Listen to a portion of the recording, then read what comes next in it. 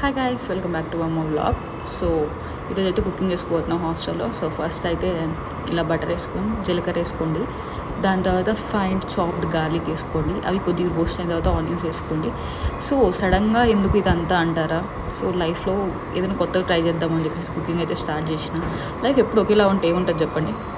కొద్దిగా న్యూగా ఉండాలి అని చెప్పేసి ఇలా మన స్టైల్లో పేషెన్స్ లేని నాలాంటి వాళ్ళకి, ఎక్కువసేపు ఫుడ్ చేసుకునే టైం లేని వాళ్ళకి ఈ రెసిపీ అనమాట.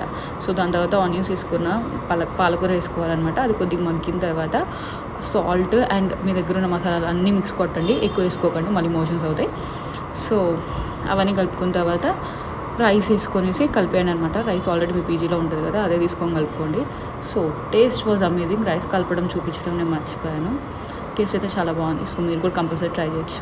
For mainly people who don't have patience like me and time లేని వాళ్ళు, you can try it. So for more recipes follow my YouTube channel.